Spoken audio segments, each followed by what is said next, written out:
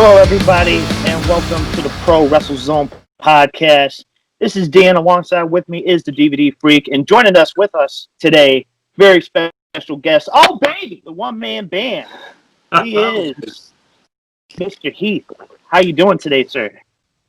Brother, I cannot complain. I literally just got done eating some steak, corn, baked potato with my wife and my two girls, and then we watched Ant-Man and Wasp. Why? Because, through this whole COVID thing, me and my wife was like, you know what, let's just watch all the Marvel movies from, chronological order. So now we're on Ant-Man and Wasp, and it was damn good. I liked it. I didn't watch it when it first came out. So I think the next one is like the second Avengers, and before Endgame. And so I don't know if my girls are ready for this. I think there's going to be some tears shed, and certainly when Endgame hits, whoo, So I don't think they're ready for it, but we're on there. We got like 4 more to go, and we finished all of them. All right. Well, no Endgame spoilers, just in case they watch this. Then. Oh, I know, right? All right. So, just going through your career, you grew up in Pineville, West Virginia. Yeah. What kind of wrestling were you exposed to around your area? Man, literally, it was either NWA or WCW. Those were the two that would only come down to my area. Like WWF back in the day never even came close. I would have to drive I wouldn't have to drive. I was a kid, so my mom would have to drive, like 3.5 hours up to a place called Huntington. It's probably about 3 hours, just so we can go and see the WWF. And I literally went twice ever, when I was a kid. But when it came to WCW and NWA, man, I was at every one of them. I mean, every single one of them, because it was maybe 45 minutes from my house, and my mom would always take me to see it. And of course, you watch the independents, because I blame all this wrestling on my grandfather, man. Like, it's all his fault. He's the one that got me watching it. He's the one that was wrestling with me in the yard and in the daggone floor, because I never had a dad growing up, because him and my mom split when I was 2, and I never even heard from him since. So, yeah, kind of messed up. But so my grandfather took over in that role, man, and he just was like, yeah, kid, you going to like wrestling, basketball, and football. And I'm like, yeah, I guess I will. So, I blame it all on him, because he would take me to the independent shows at the bingo halls and just set me on his knee while I'm cheering for, the Italian Stallion or the War Machine or somebody. But yeah, I blame it all on him. But the major companies was NWA and WCW. Did your grandfather ever get to see you wrestle? He was my biggest fan up until he passed. He passed in 2009, 2010, 2009, July of 2009 on the 24th. But it was literally I was still in developmental, but I was the tag champ already, and I was already the Southern heavyweight champ, and I was the FCW world champ. Like, he got to see all me becoming who I am, and then he passed. But it was like my wheels were turning, because I would go up on the road and do dark matches, but nothing would ever come of it. I'd go up there and do my stick and get sent back down to FCW. Go up there and do my stick, get sent back down to FCW. So it's like, Jesus, what does it take? But when he passed, dude, doors just started opening for me. It was like he passed away and went to God and was like, hey, man, that kid down there, he's busting his ass. So you might want to give him a shot, help him out some. I don't know. But it just doors started opening, man. I got up there and I started doing dark matches again, to where I'm like, but I would talk to the producer afterwards, and then Vince would come and say something to me, stuff. I'm like, whoa, Vince knows who my name is? I thought he didn't even know who I was. This was, 12 years ago. So it was one of those things where I'm confused and all this stuff and not knowing what's going on. But then that's when NXT started, not what you see today, but what you saw on television. Right. And obviously, as you were making your way up, you were trained by Curtis Hughes, and making your way through the Georgia-based Federation territories. How is it like being under the tutelage of Curtis Hughes, and what was a piece of advice that he gave you that you still carry on with today? Brother Curtis Hughes helped me with, he's the one that taught me how to lock up. He was the one that taught me how to run my first spot. The whole tackle, drop down, leapfrog, drop kick, arm drag, grab it again, that type thing, just little.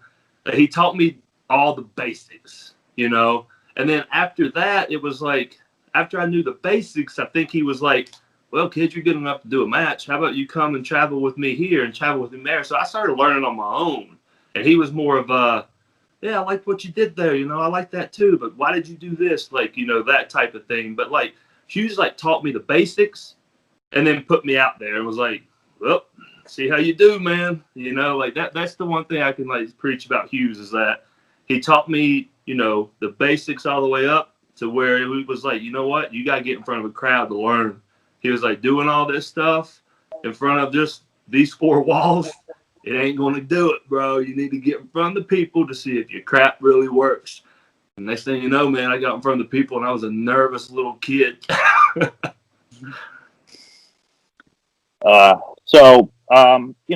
Further down the line, 2006, you would get signed by WWE under developmental deal while they were still under partnership with Deep South Wrestling. How is it like going up against guys of like MVP and Kenny Omega, who was still in the promotion at that time, during his tenure? Man, Kenny was a baby just like me back in the day. We were both peach fuzz kids that just wanted to make it. He was there when I was there. I mean, hell, me and him had matches. We tagged together. Kenny's, he's a good dude. I think Kenny knew that it wasn't for him at the time. At that time, he was like, man, I can do other things. I want to go and explore. He was just an adventurous little cat, man. And he literally went. Me, I said, whoa. This is where I've always wanted to be. I'm with rainbows and unicorns up here. This is going to be great. It only took me 2 years to get to WWE. I'm winning.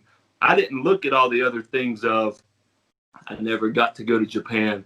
I never got to go to Puerto Rico. I never got to do any huge indie feds, it was just like with Impact and Ring of Honor now, man, you don't even consider them indie feds, they're damn good talent there, So it's one of those things to where he had a different path.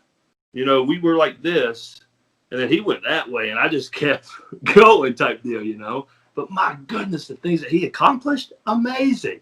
And you said about MVP, I was one of the worst promo boys ever. I remember I used to go in there and I would just be like, yeah, I'm Heath Miller, and I'm going to beat you down tonight, man. And hopefully you won't hit me. And just nervous, And he was like, the MVP pulled me to the side. I was like, dude, what the hell is that? What was that? He's like, you're great in the ring. You're good, but you got to have mic skills. So he would literally help me. He'd literally be like, what do you want to do? What do you want to be? What's inspiring you? Take some real stuff and put in there. Because MVP's always been good at promos. When he was down there, at developmental and Deep South, he was good. And then I'm looking at him like, damn, I wish I could cut a promo like that one day. So he taught me from me being this scared kid, 22, 23 years old in the WWE, being like, oh my goodness, what am I doing here? And he helped me out a lot to where he helped me get a little comfortable on the mic. I wasn't too comfortable because I was still scared, but he brushed some of the dust off for me, as you could say, and say, come on, man, you got this. And he would help me for sure. And, further down the line, unfortunately, WWE would end its partnership with Deep South, and you guys would end up transitioning down to FCW. Why the departure? Brother, that was a day to where everyone still just scratches their head because I remember we had training that morning, and then next thing you know, John Laurinaitis showed up, and he just was like, all right, we're having a meeting up here around 7 o'clock. Everyone dress in your suits because there's going to be some big wigs. So we're just like, well, all right, what in the hell's happening? Man, we all showed up in slacks and dress shirts, the best dress shirts we had at the time. I mean, we weren't making money. So it was just like, man, I hope we look nice enough.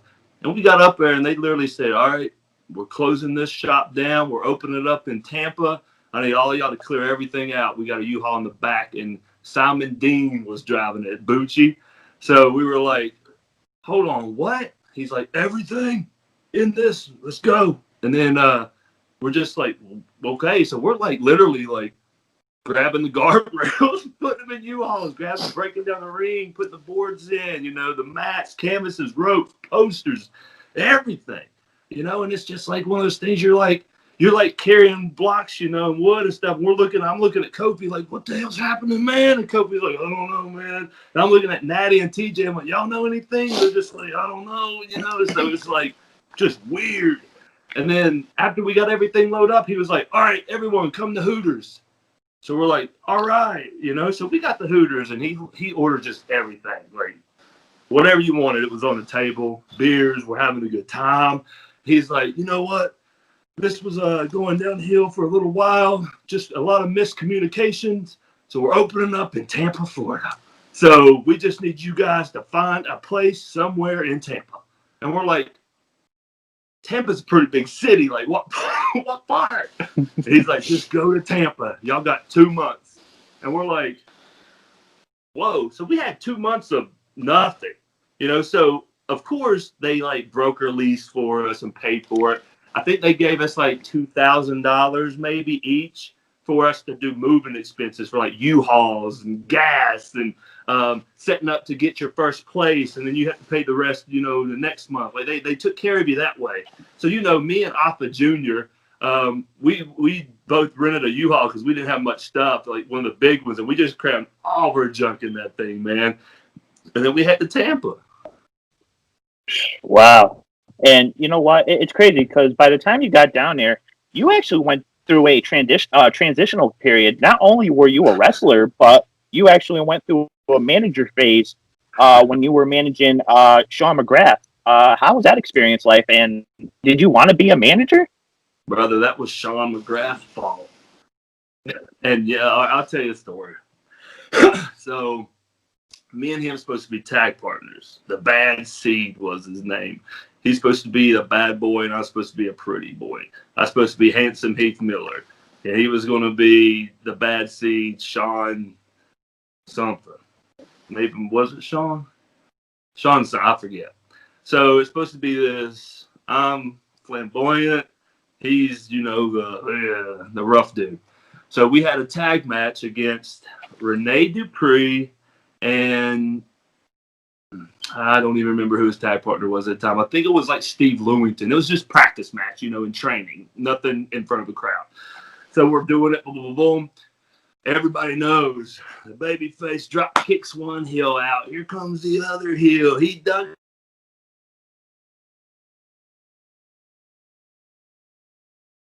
Usually the heels meet. Oh, yeah, let's go and try this one. Maybe this will work. That type of crap. So I go over and I go to like put my hand on his shoulder to meet, and he just slings his elbow back. Boom, and cracks me right there. Boom. Shattered orbital bone. My daggone eye swelled up like this. I just saw red. I took a swing at him, tried to hit him. I grabbed him, this and that. Next thing you know, like everyone's breaking us up. Dr. Tom has me by the neck, like, no, no. And I'm like, I'm trying to hit him, just trying. And then we got broken up. Next thing you know, 3 months I was out, or 2 months, I think. 2 months I was out. Like, I couldn't lift weights because of pressure. They said if I put any pressure or strained or had like high blood pressure, my eye could pop out. And like stuff like the weird stuff. I'm like, damn, I don't want that to happen. I don't want to be Vader, So it was just like, I couldn't do nothing, man. Like nothing. So Dr. Tom was like, man, wear sunglasses, get you a nice little big old ring, get a suit on. We're going to have you managing, man. So that's how Dr. Tom says you're going to be Heath Wallace Miller Esquire. And I'm like, I don't like it, man. And then, but the good thing about that, and the one good thing I can honestly say that got me through that, is that it helped with my promo skills. more than you'd ever know. Because the crowds back then at the places we went, I mean, it sold out. Like, it was great. Like 300 people. I mean, we were in, Jewish community centers and high schools and stuff like that. But bars, these bars called Bourbon Street that can hold so many people, but there'd be smoke in the air and it looked all foggy to where it looked like a horror movie wrestling match pretty much. But it was like it helped me with my promos so much to where now someone's like, hey man, you got a promo. I'm like, hell yeah. What are we talking about? What are we doing? So with that helping your promos, is that what led you to having the happy hour talk show? That's exactly what led me to having the happy hour talk show. Dusty Rhodes and Dr. Tom, man. They were like, Handsome Heath's happy hour. I said, let's go, So I was like, that's going to be some fun. I remember Dusty would always be like, man, baby, your charisma is so good. It's like oozing out of you. It's just oozing. He's like, let it ooze, let it ooze, let it go out. And like Dusty would help a lot. And Dusty would always tell me, just go and do what you think, do what you feel, and I'll let you know if you did it wrong or something like that, to where like, do you, but I'll let you know if you sucked. So the good thing about it is that Dr. Tom and Dusty would literally they would help me.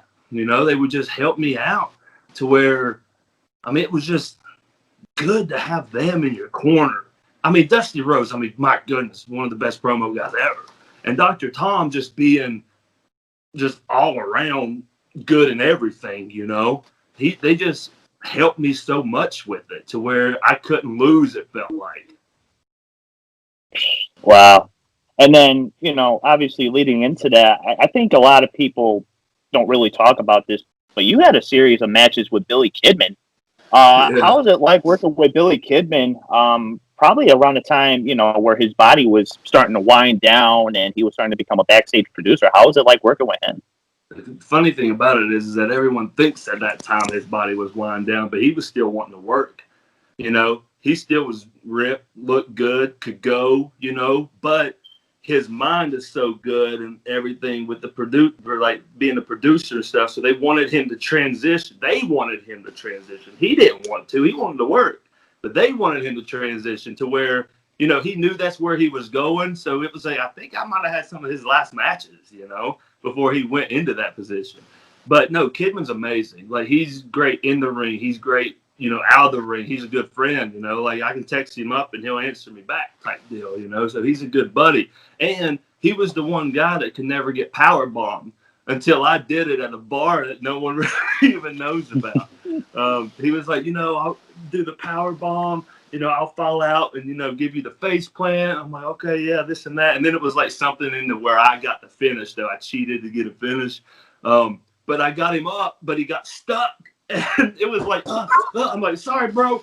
Power bombed me, man. Yeah, he just is like, what? No one has power bombed me in 20 years or something, whatever it was, like 10 years. But it was just funny because, like, I broke the streak in a bar called Bourbon Street, maybe 200 people in it. It's just a funny inside joke. But going down, you would end up winning the FCW tag team champions. How was it like being under, I guess you would say, a tutelage of Joe Henning? Because I'm pretty sure by that time Joe had a lot of experience under his belt. Well, you better do your research. Joe was new. Oh, wow. Joe was the late bloomer. He's the late bloomer. I remember Joe got into FCW. Everyone knew that he was, the Henning and all that stuff. And the funny thing about it is that his movements and his gestures and his mannerisms just looks just like his pops. You watch videos of his pops bumping and selling and feeding for moves and stuff, and you look at Henning and he's the same way, like tiptoeing, like they're on their tiptoes and stuff and going, like smooth. But I feel like Joe just didn't have that confidence, because confidence is the key, man. Once you get that confidence behind you and you can go out there and do the shit that people don't think you can do, woo, watch out. Like that's the best, to me, that's the best pat on the back I can get is just, and Dr. Tom helped me get that confidence. Like, Dr. Tom, I can honestly say, is probably the best trainer anyone can ever have, ever. And he cracked my shell and got me to come out. So then Henning and Ted DiBiase Jr. got signed, and they got signed right around the same time. But Henning he was lacking the confidence. He can do everything. He can do it great, but he just didn't have the confidence behind it. So Dr. Tom put him with me so that he can, go out there, get loose, have a good time, because I'm always about, man, I'm going out there having a good time. This is what I love. Like, I might I might not call this in the back, but I'm talking to you out there. So listen to me. Let's go with it, So when Henning and me got together, we became tag champs. We feuded. We did a lot of things. But, yeah, man, they put him with me because he was just new and you just was wanting to learn the ropes down there. And I've been there for like 2 years at the time, or a year and a half, something like that. So I was already getting into my zone type deal. So for your preference, you prefer to improvise as you go along? Me? Yeah. It's always good to have a game plan. It's always good. But it's one of those things to where, with me personally, if you let me know a little bit in the beginning, let me know your heat spot and the go home, let's just go out there and talk, baby, and have a good time. Yeah. That's my way of doing it. But I got trained by the old guys. So the old dudes, burned that in my head. Like, yeah, not everything's going to go right. So you got to go out there and, call stuff and do this. And if you don't like this way, switch it up out there, because they'll go with it. And I'm like, all right. And I was a kid. I'm like, I don't know what you're talking about. Shit, I don't know. I can't. I need to play in this. And then when I got comfortable and like knowing that I'm capable of doing it all, I'm just like, whoa. It's like, one of those epiphanies. You're like, oh, I can do this. Like, this is a lot funner too, and less to remember. So, but it's one of those things where if we get the beginning a little sorted out, but if I know the heat spot and the go home, shoot, man, let's just have fun in there and see what can happen. Yeah. And you talk about Ted DiBiase Jr. It was at one point you were the FCW World Heavyweight Champion, but at first you were defending it on his behalf due to him being injured. Until ultimately you were awarded the FCW Championship. Big question is, why not just hold a traditional tournament to crown a new champion? I think it's because me and DiBiase, we had this little, we had a little connection, because I had happy hour and he was like he was like trying to be like, not the $1 million man, but more like a clean cut rich boy, and like our charisma just meshed. And so when he got the title, but he got injured, he just was like, well, you can defend it for me, man. He would help me win and stuff. Like, he had like the crutch, and there's a picture out there. Damn, it's somewhere. I might have it. But like him giving me the crutch and me trying to hit Kidman with it. And Kidman ducking it and doing some things. But yeah, it was pretty much that we were like Miz and John Morrison.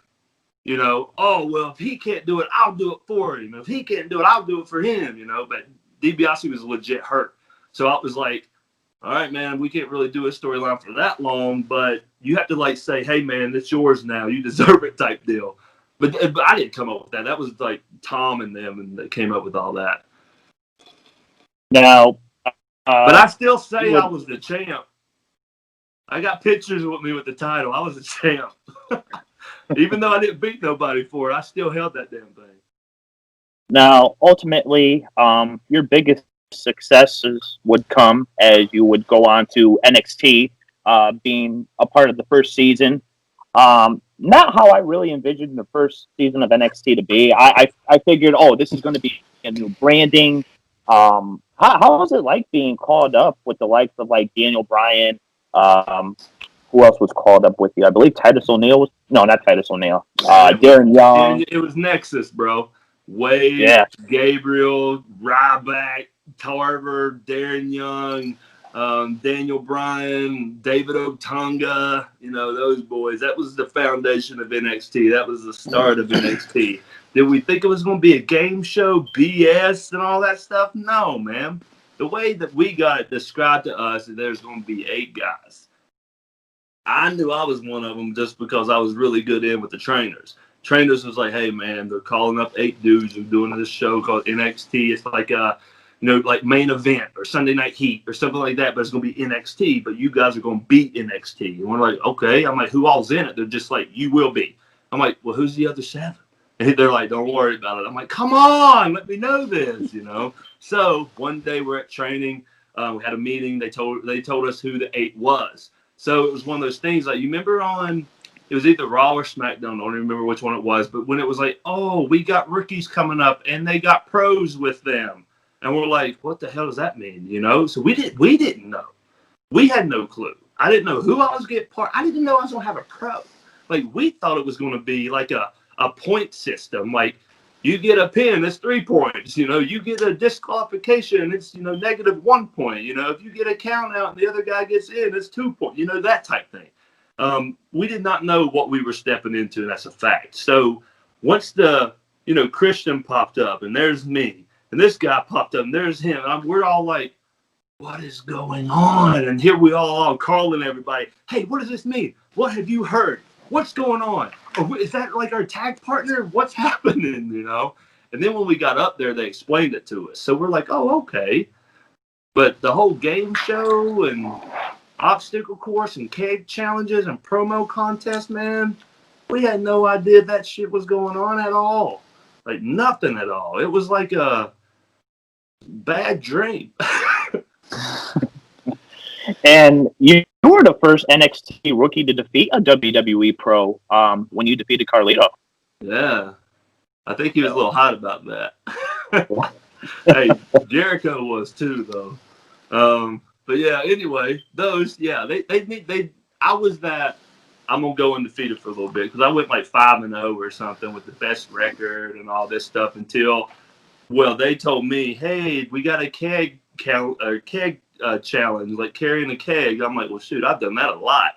So boom, got the keg up, ran around, won it. So they told us, oh, if you win this challenge, you got immunity for next episode, and you won't get eliminated, which was a lie. And then they said, well, we got 12 more minutes of time. Heath, you're going to wrestle Kane. I'm like, whoa, when? In like 3 minutes. I'm like, whoa, what's going on? So get this.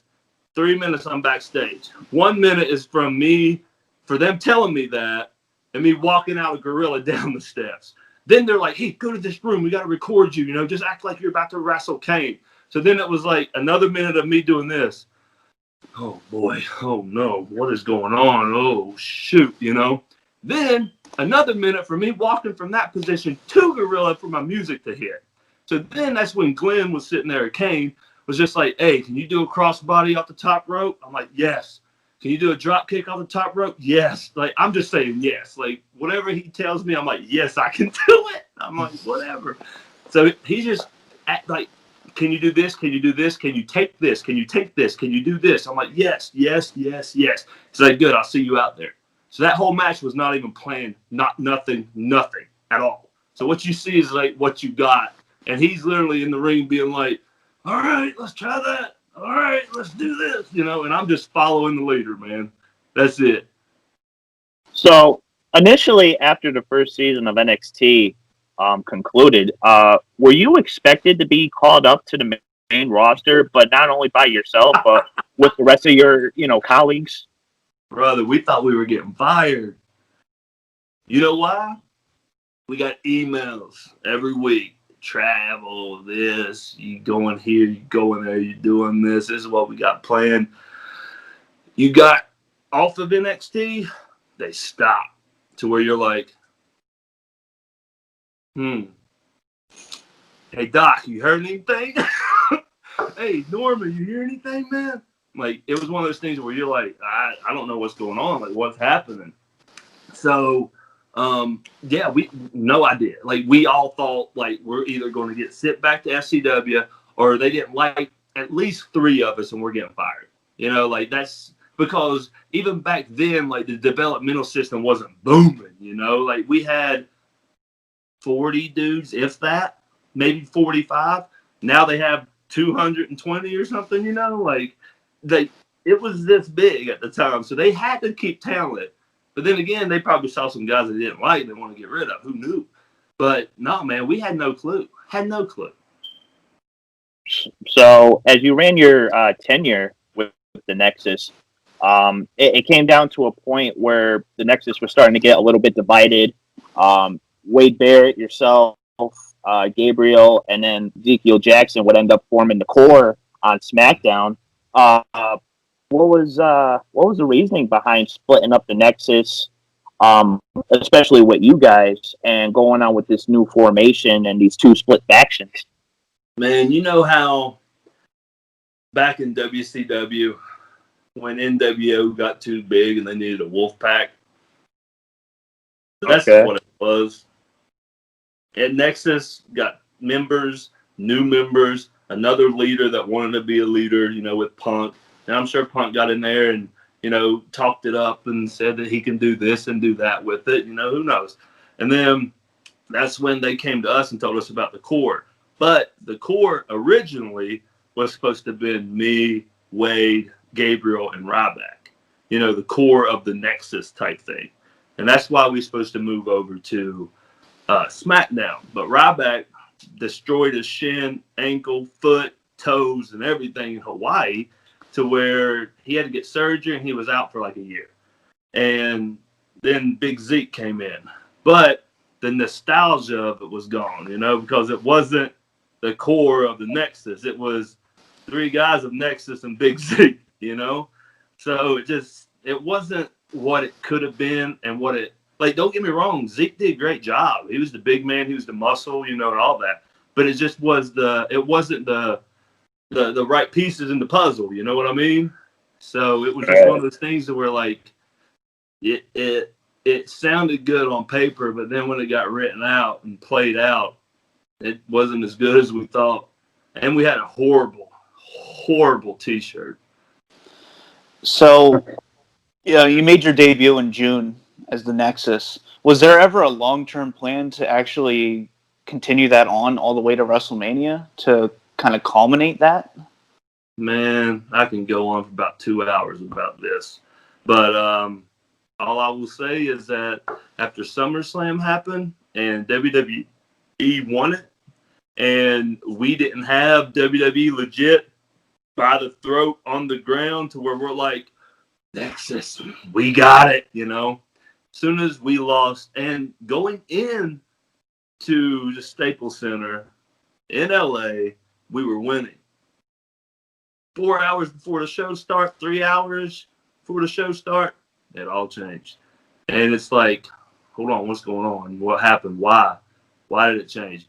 I understand, politics and BS, but that was some BS politicking right there. Because anyone knows if we would have took WWE by the throat, we would have been pushed as like, holy crap, we're the major heels, like no one can touch us. Build it up to Mania. Let us take over WWE. Let us tag on, we are the main dudes, this and that.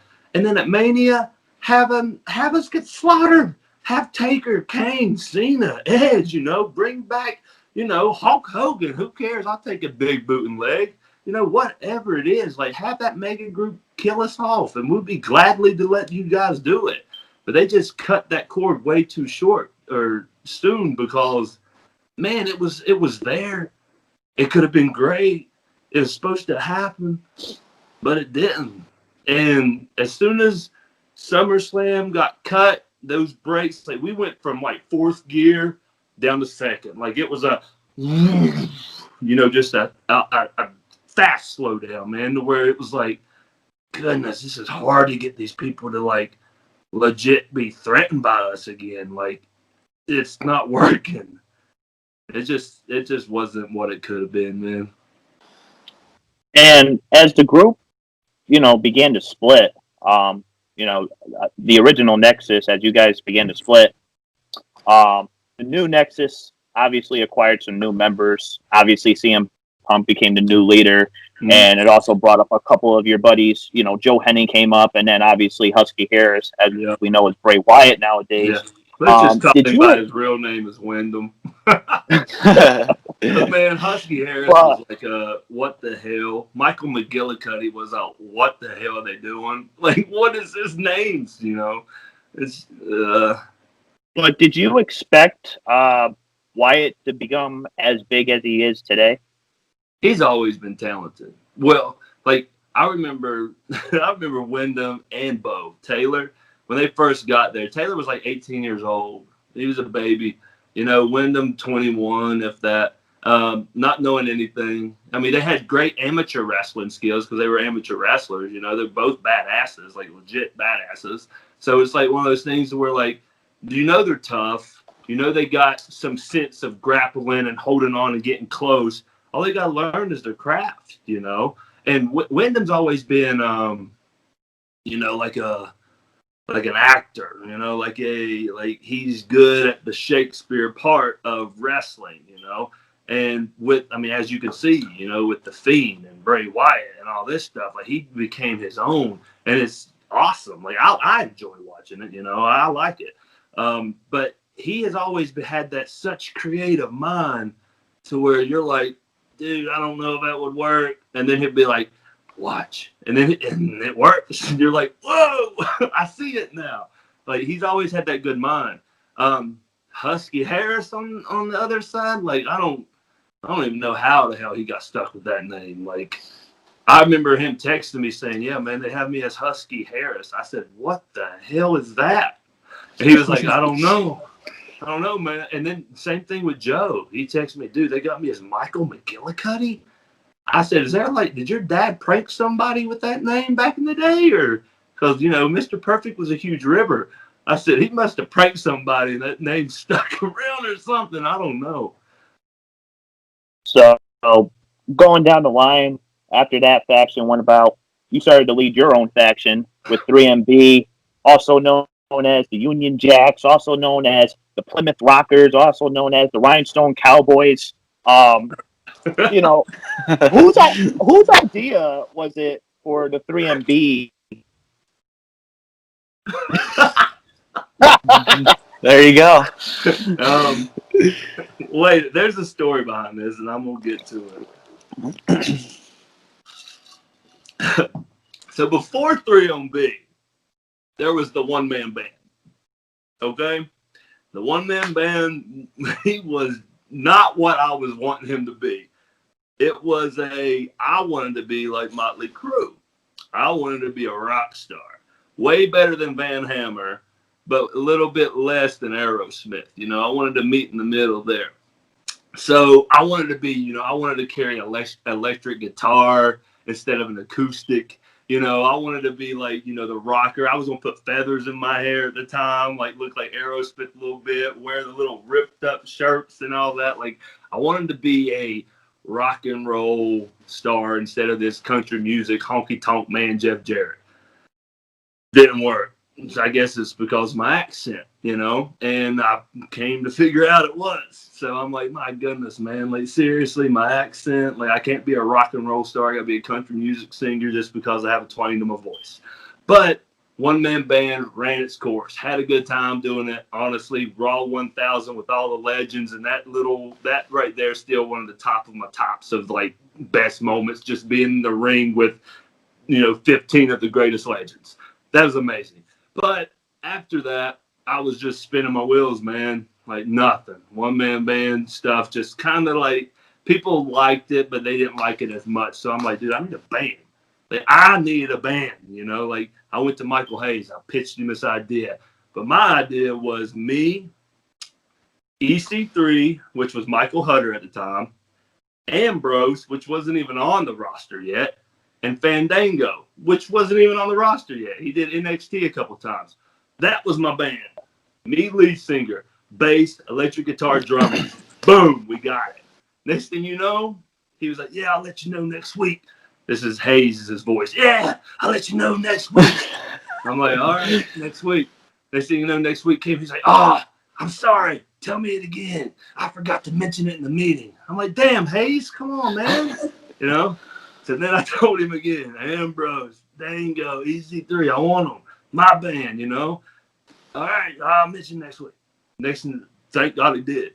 Yeah. You know, you're going to get a band. You are going to get a band. It ain't going to be this week, though, but you're going to get a band. Like, that gone shit. All right. You know, so like maybe 3 weeks, a month later. Hey, man, you're getting your band tonight. You're getting your band tonight. I was like, oh, great. Who's in it? Like, is it, the group? He's like, no, not any of them. I'm like, what do you mean? Well, we got plans with Fandango, Johnny Curtis. We got plans with Ambrose and, with Hutter. I don't know. I don't think he'll fit. Next thing you know, Dango came up to be Fandango.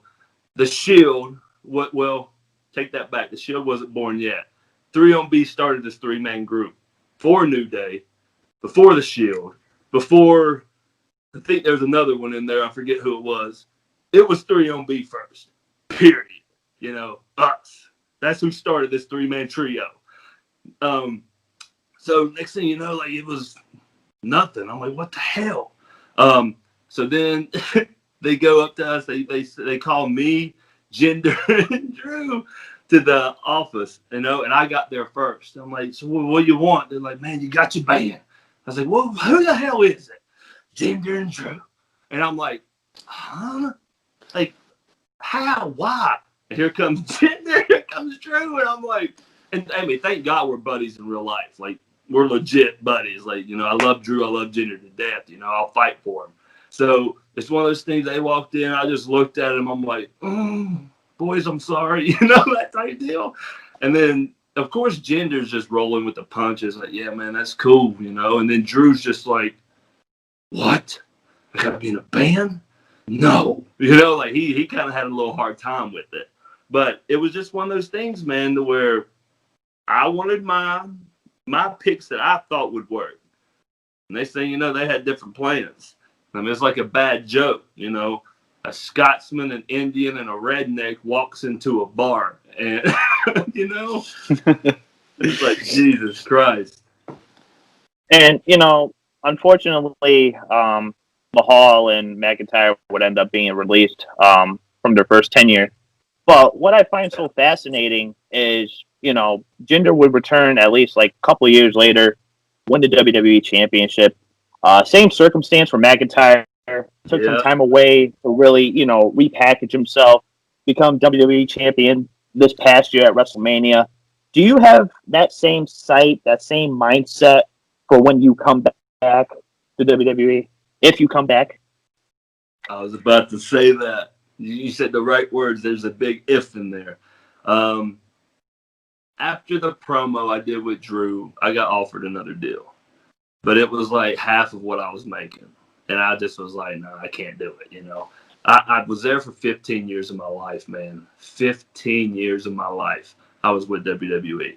To where it was one of those things to where I never got to fly out the cage. Like, I never got to go to all these indie promotions, which I enjoy doing. I want to do them, like, because I never got to do it. I never got to go to Puerto Rico or Japan or go to, like, Impact or ROH. I have never got to do anything else but WWE. So now I'm like, thank God I was good with my money. Everything's cool. I got everything laid out to where, like, me and the fam is good. So now I just want to have some fun with my life, man. I'm 37 right now. 37 years old. That's not even that old, in wrestling. I mean, there's guys getting signed at 42. So it's like, well, I might have a couple more years up there. Who knows? But it's one of those things to where, like, I know for a fact, and I told my wife, I said, I want to take 2 years of my life and go and experience everything that I have not got the chance to do. I'm talking about comic book signings, Comic-Cons, me going to do interviews, me doing TV show, me might be able to go do a movie. WWE blessed me with doing Marine, one of them, 5, I think. But, like, I enjoyed that, and it was fun, and it was a new experience. Like, I just want to live my life a little bit. That's it. Will I go back there? Who knows? There's a big if there. If the money's right, the storyline's good, if they have something like with me and Drew and Jinder 3-on-B reuniting, doing something cool, awesome. They want to bring Nexus back and, like, legit not be boys, but be grown-ass seasoned men and kick some butt. That could be amazing too. So it's one of those things, like, there's storylines that could happen that could be great, but I will not go back there if there isn't something set in place to where it's like, this is what I think the people will like. I'm all about storytelling, man. Like, I love the stories. I love the emotion. I love getting the people doing this. Oh, no. I love that just because it's real and good, you know? But if it's like, oh, Heath, yeah, we want you to come up here, cut a promo, and get your ass beat. Nah, man, I'm done with that shit. You know?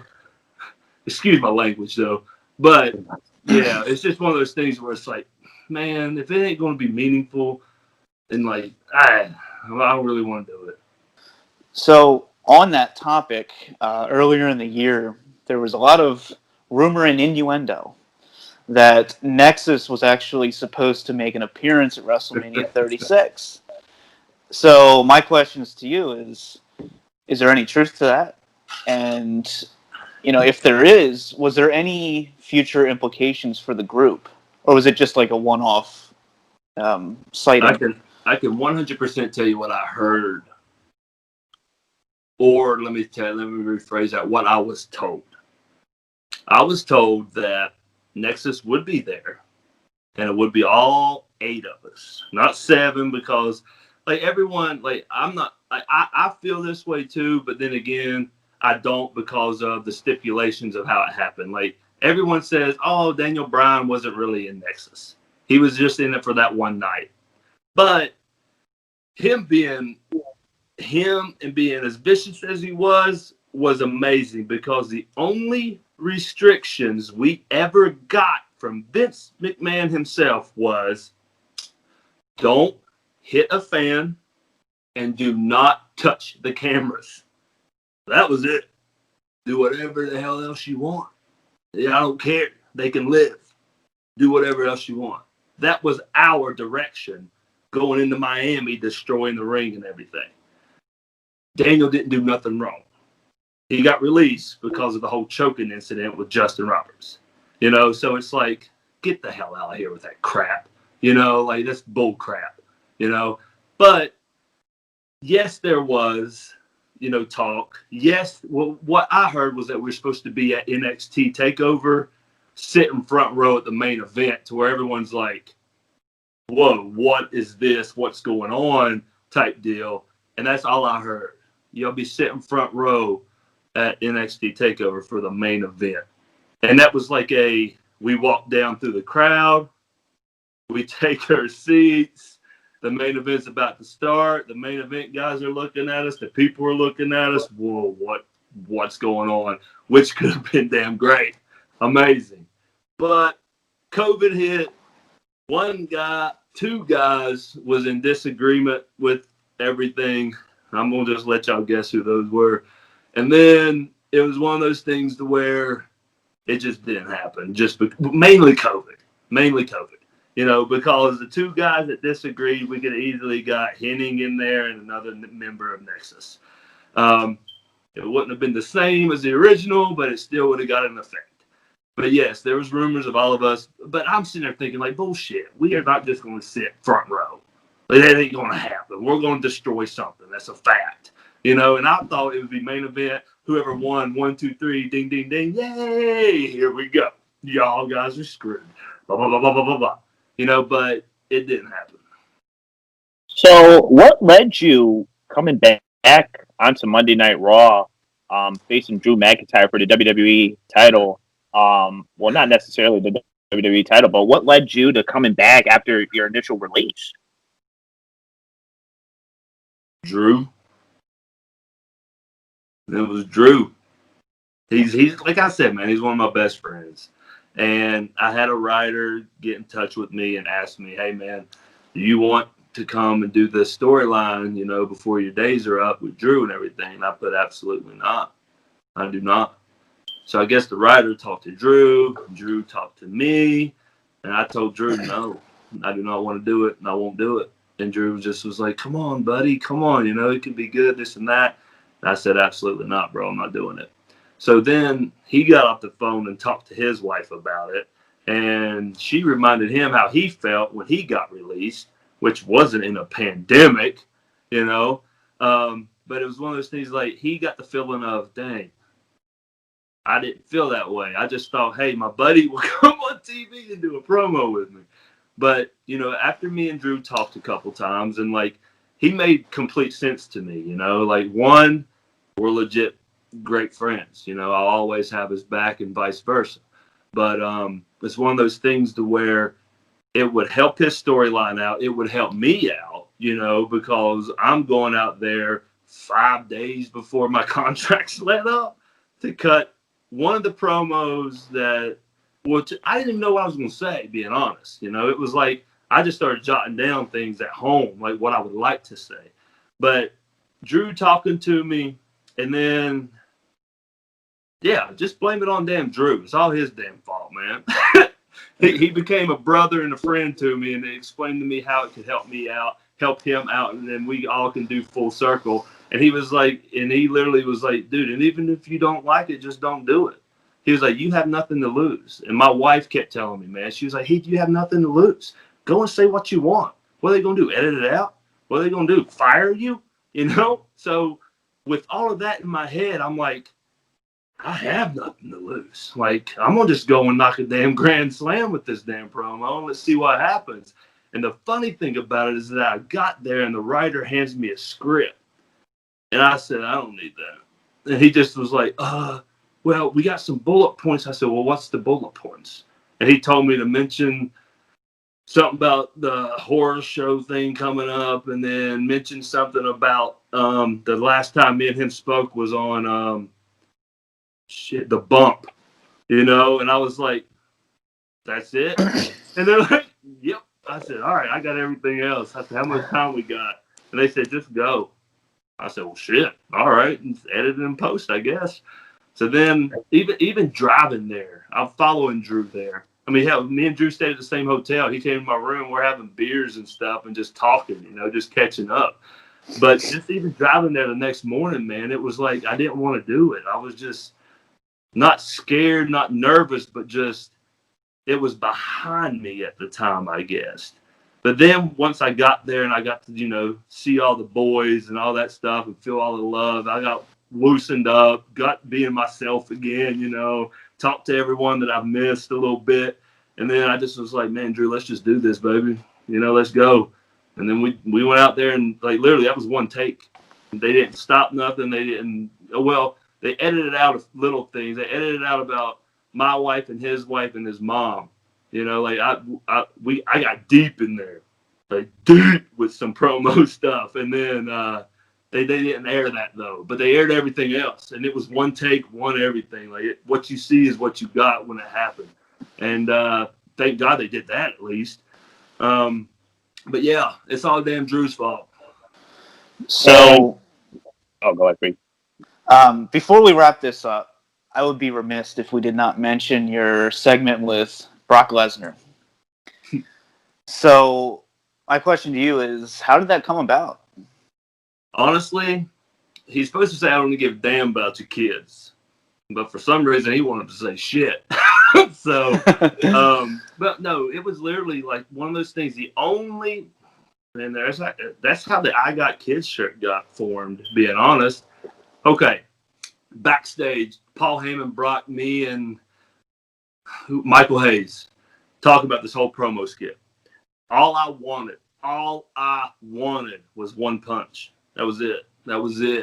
One punch is all I was wanting. And it was, I don't give a damn about your kids and me do this. Boom! Imagine the crowd. Think about it. Imagine that pop. I'm like, bro, take that punch, take a couple steps back, and then take my damn head off. Whatever. Just give me one. And then Paul Heyman's ass is like, oh, well, if you're going to hit him, you're going to have to really hit him. You know, and I'm like, okay, whatever. You know, I'll still punch him like I do. If he sells it, it's going to look all right. You know, so whatever. But for some reason, they didn't want me to touch him. And I'm like, oh, so you want me cowered down, try to walk out and come around and just take my head off? Why can't I hit his ass and then he takes my head off? Like, my goodness, he said he don't give a damn about my kids. Like, come on. But during that promo, I'm walking down the ramp, cutting it. Heyman's cutting it. I totally forgot my lines. I was like, and he's like cutting his following line. Because, dude, that paragraph was like that long. Maybe more. It was like a page and a half of like back and forth remembering shit. And I'm like, bro, that's not me. Like, I'm not good with that. So I remember I went like brain fart, bro, just nothing. And I literally was like, do you think I can beat him up? No. Does these damn people think I can beat him up? No, but I got kids and I need this job, just said it, and the next thing I know, I think Vince in the back was like, oh, that's a shirt. I got kids. I need this job. Let's make it, literally the following week I had a shirt. And I'm just like, my very first shirt in WWE after daggone 15 years is I got kids and I need this job. Like personal shirt. My shirt, not Nexus, not Core, not, all that. My shirt was I got kids and I need this job. And I'm just like, wow. Whoa. But no, that was the story behind the whole me and Brock thing. Like, I wanted to throw one punch. They wouldn't allow it. And I'm like, bro, it would have been like, oh, he got balls. Oh, well, Brock's going to kill him. No, it was, oh, Heath is tucking his tail between his legs, but he's going to try to sneak punch him, but he's still going to get killed. Get out of here with that crap, So let me hit him, let him kill me. Easy. At least I took up for myself, But it's like their mind, the way they think, the way they want stuff, it's just, yeah. Did I answer that question? Yeah. Okay. But yeah, man, Heath, that was just... yeah, man. Just want to thank you foremost. We're going to wrap things up here. Just want to thank you for taking time with us, being a part of the Pro Wrestle Zone podcast here today. If you want to just give in your plugs, your social media accounts, where could we find you? Man, I'm so bad at this because I always forget. Hold on. I got some notes here, but let me read this. Okay. My email is bookmebaby.22@gmail.com if you want to book me for appearances and signings. And then my Cameo, bookmebaby.22@gmail.com. I got Cameo. If you want a birthday wish and all that fun stuff, call me up. And then Pro Wrestling Tees. I got t-shirts on there.